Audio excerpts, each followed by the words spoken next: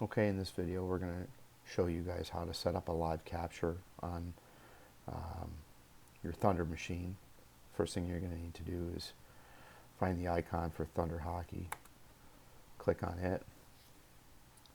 It's going to prompt you for username and password. Should already be auto-populated. Just simply log in.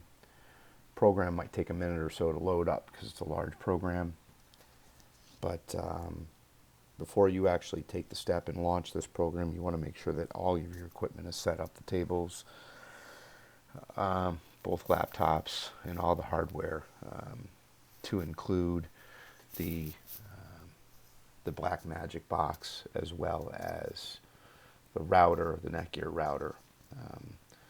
The Netgear router serves as a connection between both laptops, so you have to make sure that the Ethernet cords are going into one of the 4 LAN ports on the router. The router is also used for the iBench feature, which we'll cover in another video.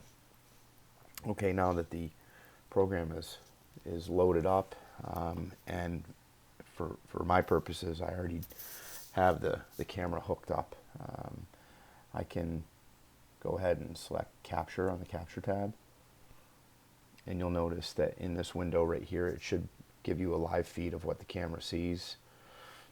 Okay, and once you've got that, you can go ahead and select Create a Master Edit. You're going to name the file. Let's say it's the 9th game of the season. I would like it to look like this. Game 09 versus Saratoga, period 1. If it was game 8, we'd want it to say game 08. If it was at Saratoga, we would want it to say game 9 at Saratoga. But we're going to assume for these purposes that it's a home game, so we'll keep verse. Notice how there's no spaces in this file name, but we use capital letters to separate each word. That's always helpful, keeping our database consistent, and sometimes spaces screws up the database, so we're going to do it without spaces. Next thing we're going to need to do is make sure that we're on the correct season, which we are. Double click on it, find the folder for Saratoga, double click, and select masters of the subfolders. That means that this file, once it's finished being created, will go in the masters folder of the opponent that we're playing against. This is going to be true for all the games for the entire year. You're always going to put it in the masters folder of the opponent that you're playing against. Once that's done, I can click OK. And the next thing I'm going to need to do is select the mode. Right now the master mode is normal. I want it to be in logging mode because we're going to be logging events. This then prompts you for more data. The log template that you're going to want to use is the one that says live capture. I'm going to select home for team scouted. This is really important. If you're away, select away, but for this game we're going to say we're home. Home team, you're going to find Shenandoah Plainsmen. Don't be confused with alumni.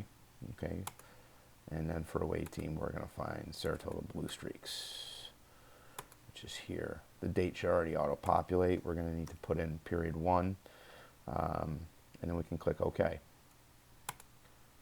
Once we do that, the log template will appear on the screen.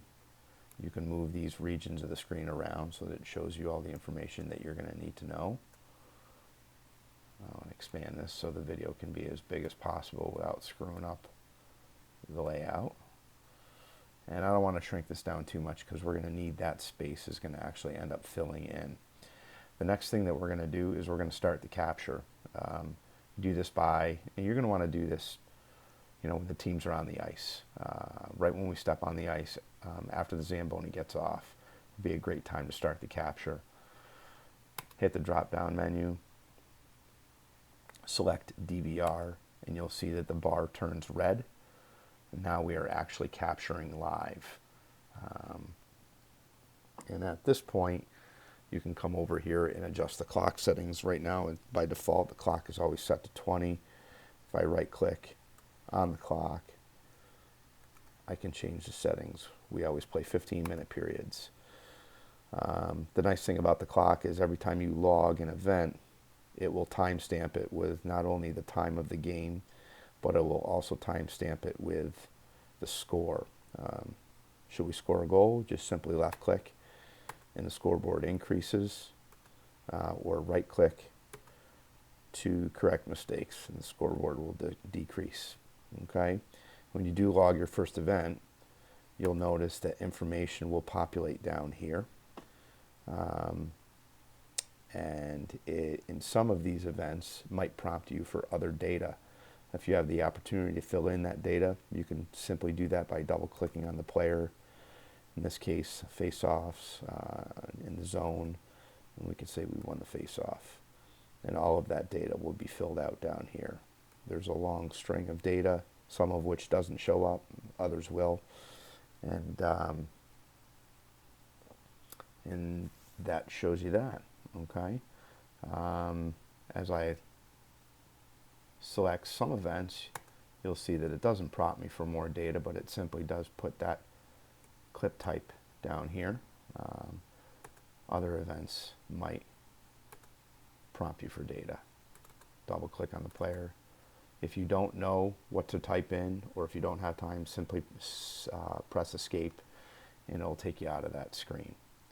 When you're done with the capture, at the end of the period, you'll simply just click finish capture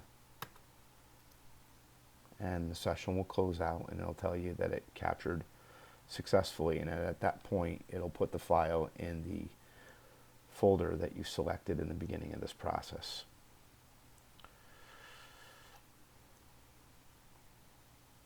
Capture complete.